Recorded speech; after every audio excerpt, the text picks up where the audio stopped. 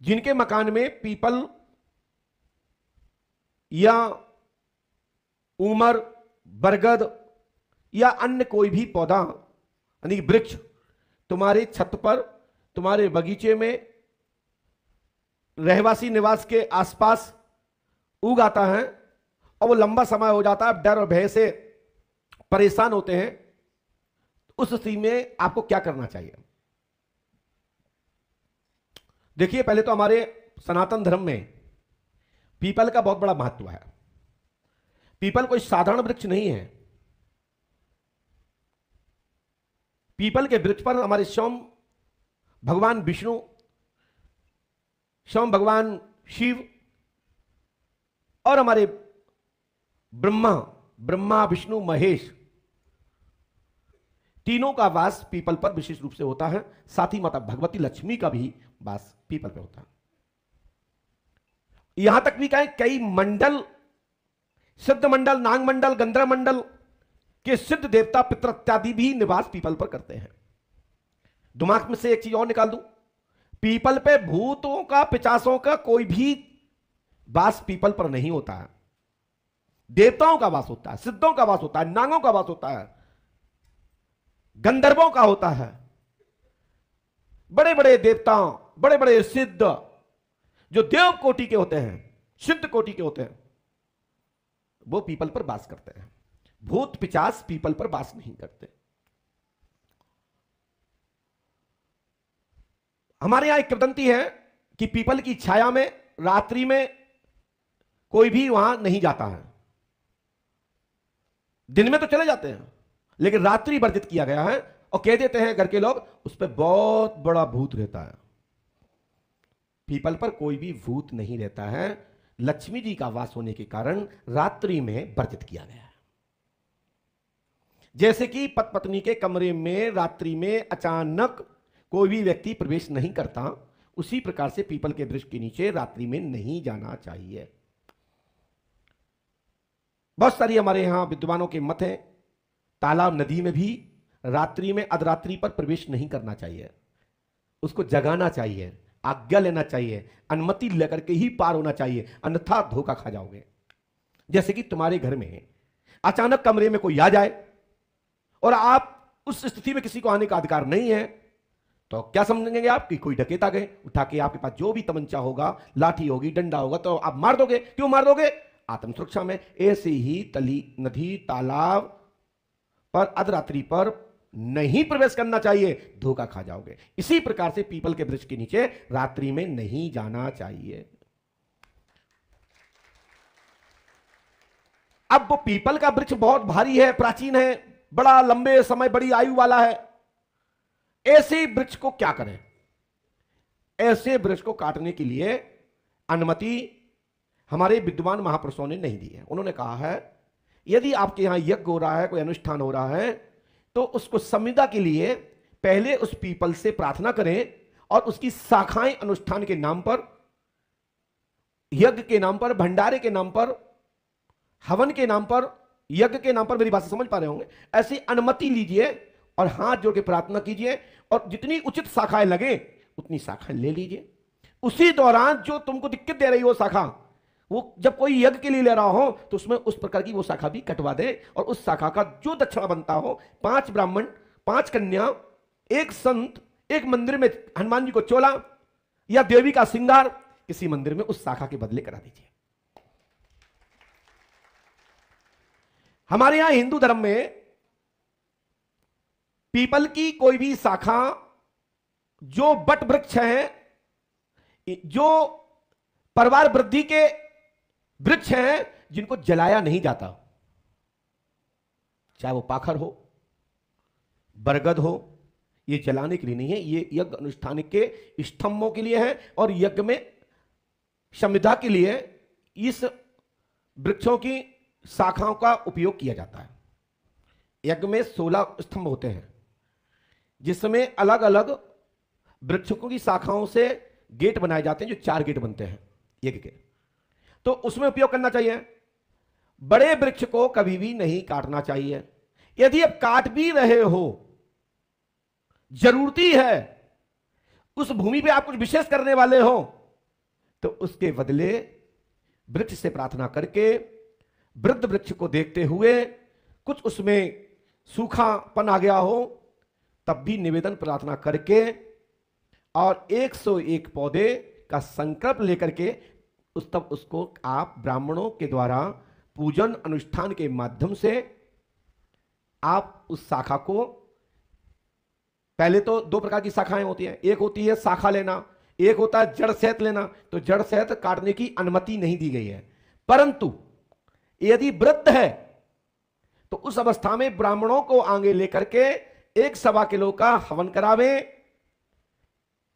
और उसके बाद मह जड़ से उसको ले लेवे और उसके बाद वहीं की मिट्टी थोड़ी सी अपनी एक जगह कलेक्ट जोड़ लेवे और जहां आप 101 वृक्ष लगाएंगे उसमें उसी मिट्टी को भी थोड़ा थोड़ा एक एक मुट्ठी उस जगहों पे डलवा दे और वहां 101 वृक्ष लगवा दीजिए, आपको दोष नहीं लगेगा। हमारी बात आपको समझ में आती जा रही है ना? वृक्ष शनिवार को नहीं लगाना है, यह ध्यान रखना।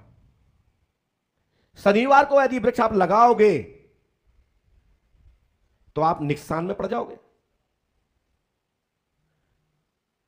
आपको सोमवार, मंगलवार, बुधवार, बृहस्पति और शुक्रवार तक लगा सकते हो, शनिवार को नहीं लगा सकते, क्योंकि शनिवार को विशेष रूप से लक्ष्मी का वास होता है। आप मेरी बात समझ पा रहे हो? और उसको पीपल को काटने के पहले एक टोटका जरूर करें। अब आइए टोटका, वो विशेष बहुत जरूरी है। चाहे वो छत पे लगा हुआ पीपल का पेड़ हो, चाहे दीवाल में उग गया हो, चाहे वो तुम्हारे बगीचे में आ गया हो, मेरी बात को समझना। तो क्या करना है? 7 मिर्ची, 1 नींबू, पहले पीपल से प्रार्थना, निवेदन, जल डालना है और काटने से पहले 3 घंटे पहले यह प्रार्थना करना है। कितने पहले करना है? 3 घंटे पहले करना है। 7 मिर्ची वहीं पे गाड़ देनी है। पीपल उखाड़ने के पश्चात वहां पर 1 नींबू को काट देना है, क्योंकि देवी जो देवी शक्ति होती है, जो हमारी मातृ शक्ति होती है, वो अपने देव की बुराई या देव की आलोचना, देव का खंडन नहीं देख सकती। तो भगवती को शांति करने के लिए नींबू काट देना है। इसके पीछे लॉजिक है। फल बलि दे दी अपने, हे माते हमसे जो गलती हुई हो, मैं अपनी बलि तो दे नहीं सकता, लेकिन मेरे पास एक बलि है, जीव बलि मैंने दे नहीं सकता, और आपको लेना तो ले लीजिए, हम आपको नींबू देते हैं, नींबू की बलि दे दीजिए और दोनों पृथ्वी पर निचोड़ दीजिए और वहीं छोड़ दीजिए। जिंदगी में तुम्हारे घर में पीपल नहीं उगेगा, ठीक है ना? और ये किस दिन उखाड़ना है, ये विशेष है। आप जानते हो किस दिन उखाड़ना चाहिए पीपल को? 7 दिन होते हैं। शनिवार को तो लगाना चाहिए, लेकिन उखाड़ना किस दिन को है? वो दिन कौन सा है? रविवार। रविवार के दिन वो वृक्ष को लेना है और सोमवार से लेकर के शुक्रवार तक लगा देना है, शनिवार को मत लगाना। ये आपको इतना हम आपको बता दिया है। विशेषकर हमारे ब्रह्म ऋषियों एवं संतों ने निर्देश नहीं किया है कि पीपल के विषय में ये मार्ग आपको बताया जाए, लेकिन बहुत सारे लोग परेशान हैं जिनके घर में ब्रह्म बाधा, जिसको बोलते हैं ब्रह्म बाबा नाराज हैं। ब्रह्म बाबा विशेषकर हमारे यहाँ मिर्जापुर, बधोई, कानपुर, कालपी, ब्रह्मवर्त क्षेत्र, बिठूर क्षेत्र में, हमीरपुर, बांदा, करबी इत्यादि में विशेषकर देखने को बोलता है हमारे यहाँ ब्रह्म नाराज है। ब्रह्म माने हमारे यहाँ प्रेत, तुम्हारे यहाँ ब्रह्म, एक ही विषय है। प्रेत परेशान कर रहा है, वहां उस किसी जगह पर प्रेत को ब्रह्म बोल देते, ब्रह्म, हमारे ब्रह्म बाबा नाराज है। यानी ब्रह्म का अर्थ है ब्रह्मवाची शब्द है, ब्रह्म तत्व कहते ब्राह्मण। ब्राह्मण का मतलब है ब्रह्म तत्व को जानने वाला, ब्रह्म को पहचानने वाला। तो जो ब्रह्म है वो ब्रह्म तत्व को जानता है, क्योंकि उसकी कोटि ब्रह्म तत्व की है, वो ब्रह्म को जानता है, परंतु उसके भटका होने के कारण से उसको ब्रह्म राक्षस हो गया है। तो ब्रह्म राक्षस और ब्रह्म प्रेत और ब्रह्म प्रीत एक ही है। बस जिनकी कोटि बिगड़ गई वो ब्रह्म राक्षस है, जिनकी कोटि सिद्ध है, पवित्र है, वो ब्रह्म है, उनको ब्रह्म करना है। ठीक है। और उसके बाद भी प्रायश्चित फिर भी करना है। प्रायश्चित क्या करना है?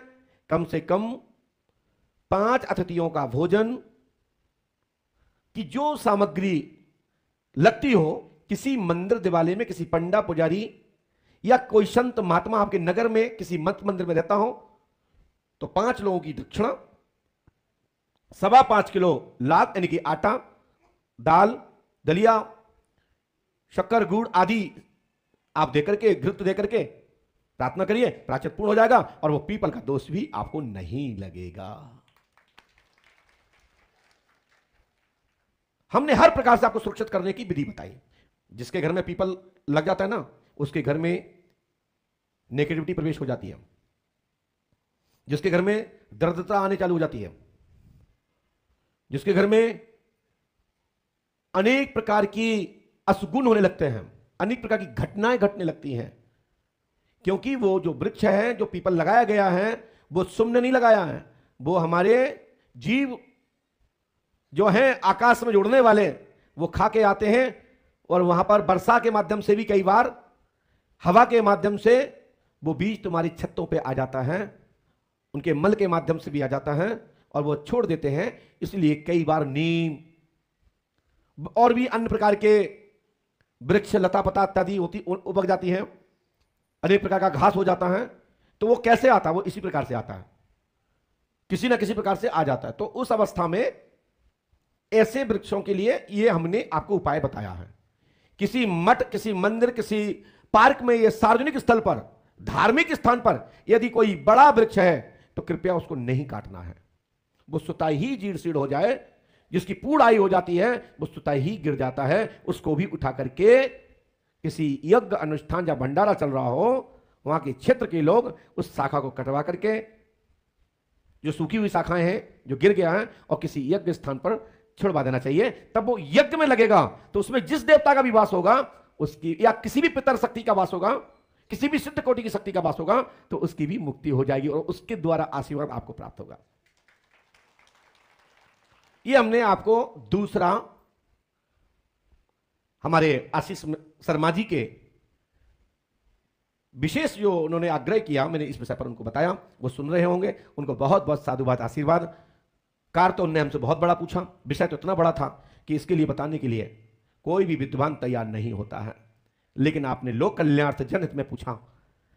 और जो डर भय से कई परिवार नष्ट हो जाते हैं या घर छोड़ के भाग जाते हैं, और जिनके पास पैसा नहीं होता है, वो बड़ी बड़ी कीमत के मकान बड़ी मुश्किल बना पाते हैं, वो कुछ पैसे में देके चले जाते हैं और उनका परिवार का पूरी व्यवस्थाएं बिगड़ जाती हैं। हमने भी इस लोक कल्याण विभाग को, हमने इस बात को इसलिए रखा कि इसका समाधान है। वो समाधान हमने धर्म हित में और लोक कल्याण हित में, हमने जनहित में इस सूचना को आपको जारी किया।